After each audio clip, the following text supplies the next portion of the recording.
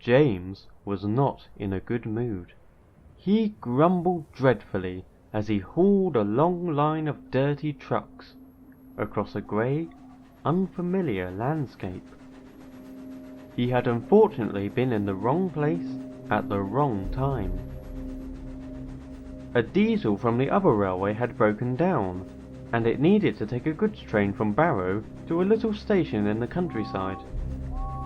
James had been at Barrow when the news came in, and as the only engine available, what came next was inevitable.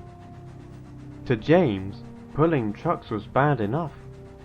Pulling dirty trucks was even worse. But pulling dirty trucks in an unfamiliar environment on a railway that had thrown this kind of engine onto the scrap heap felt like a living hell. James knew better, however, than to try and make a huge fuss. It would not only make things worse for him, but would also attract the Fat Controller's attention, and not in a good way. Besides, the station wasn't too far from Barrow, and all he had to do was leave the trucks, refill on coal and water, and then he could return to the sanctuary that was the island of Sodor. Soon, James reached his destination. The station was a small, simple one, with 2 platforms, but overall seemed well kept after. The station master stood waiting as James pulled up. "Oh, thank you very much," he said. "I was worried this wouldn't come in when that diesel broke down.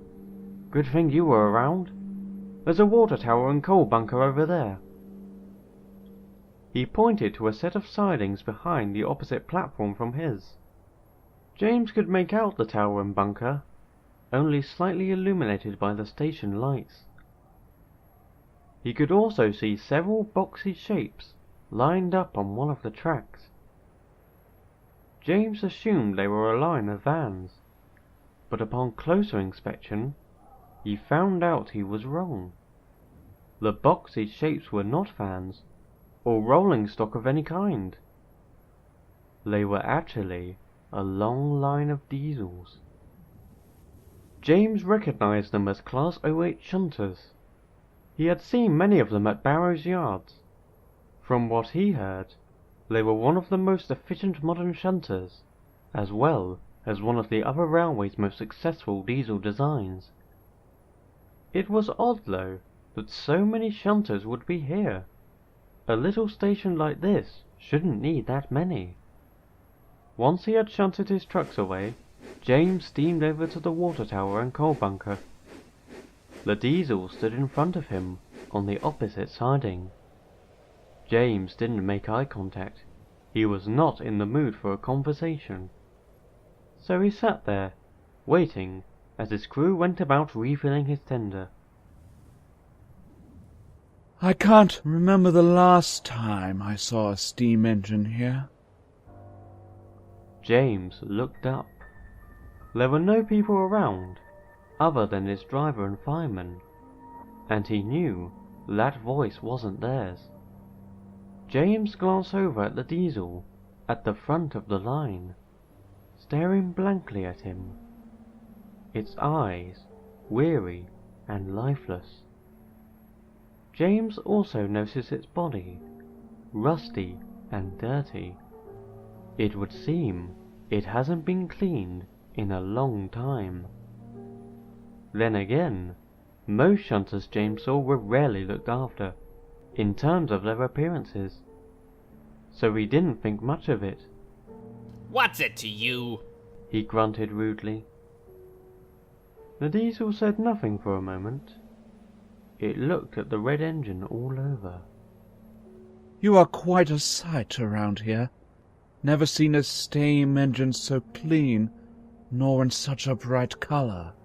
"Well, my railway has taste when it comes to liveries." "Is that so? Where are you from?" "Sodor." "So that's why you looked so familiar." James stared. The second voice came from behind the diesel, from the second one in the line.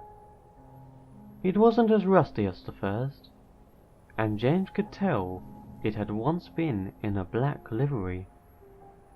Then he looked at its face and gasped. It was a face he had seen before.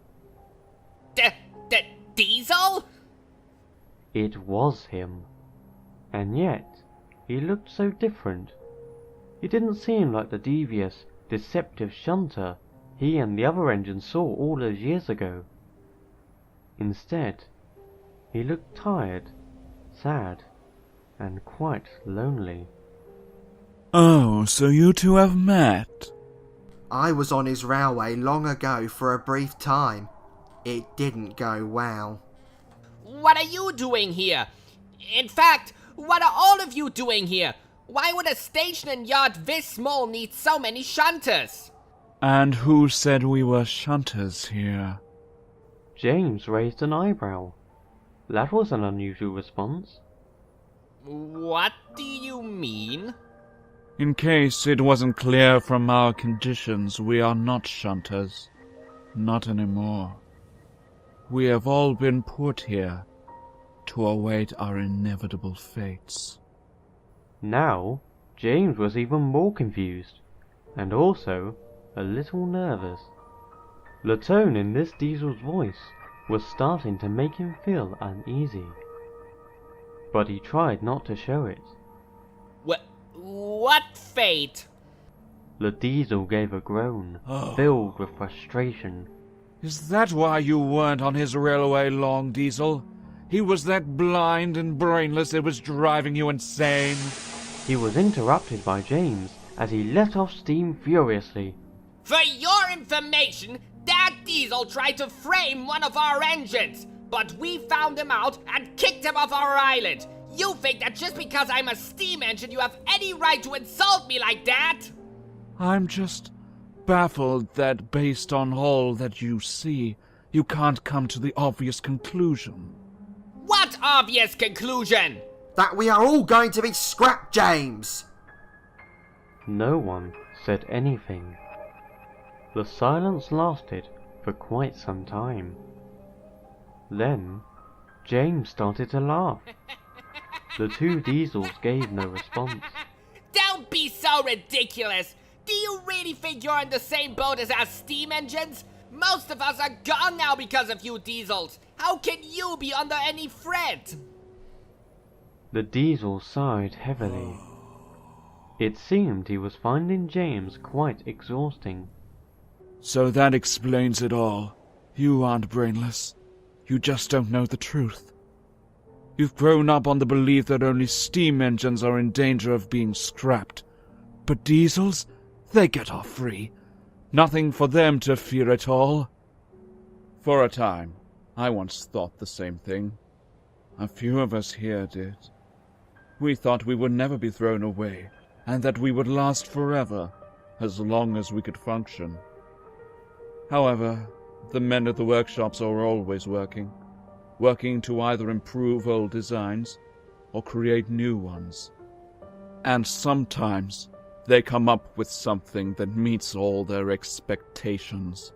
Something that makes the old designs obsolete. And when they become obsolete, they are thrown away. It matters not if they are steam or diesel. If there is something simply better than them, then there's no need to keep them around. The Diesel finished by taking a deep breath, and then went silent, seemingly waiting for a response from James. James didn't say anything. He had been listening closely, and was thinking it all through. He couldn't deny it did make some sense. Railways always did strive to be the very best they could be, and that always meant new creations in either the motive power or how goods and passengers were carried.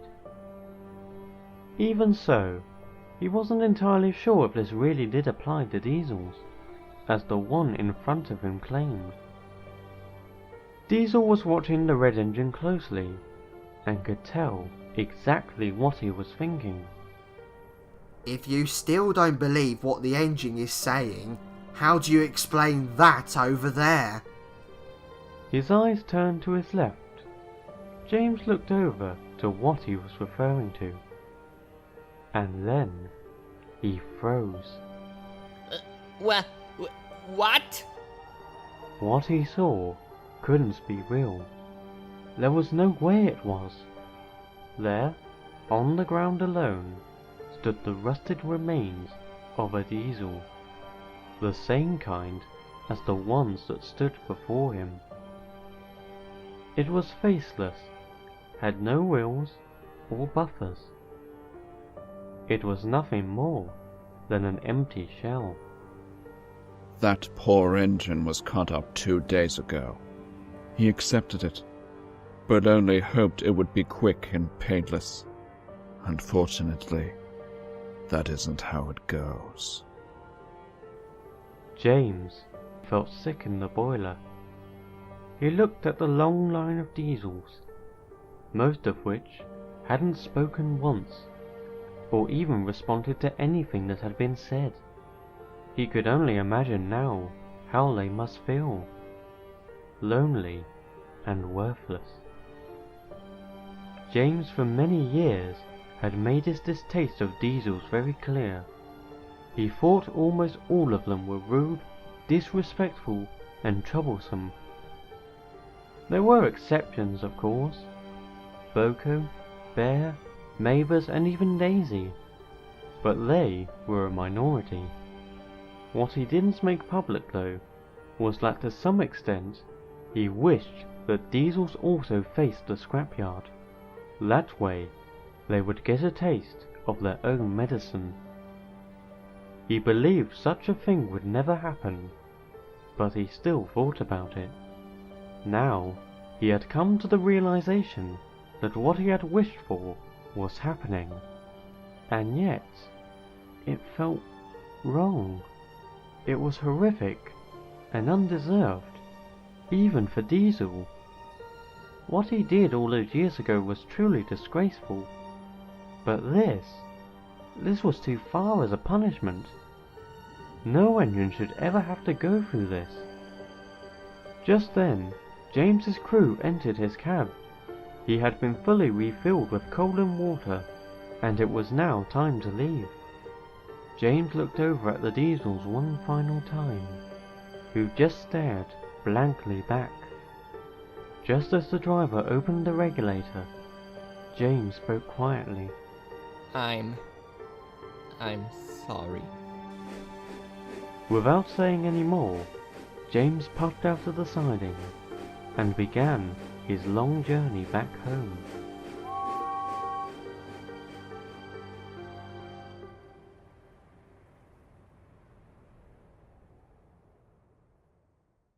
It was getting late when James was finally back on Sodor. The journey had been silent, save for his constant puffing. He hadn't spoken a single word. Eventually, he arrived at the mainline sheds. There were only a few engines currently inside, having conversations with each other and taking little notice of James. He then looked over to the far left corner and saw Edward resting on his own. James felt a small sense of warmth. If there was any engine he could be open to, he knew it was him. The old engine smiled as he saw James. "Good evening, James. I heard you had quite a journey beyond Sodor. How was it?" James's warmth immediately vanished. Already he was given a hard question. He said nothing as he puffed forward onto the turntable. Edward was surprised. James had rarely wanted to be so silent. He would always expect a remark of some kind, especially now. And yet, nothing.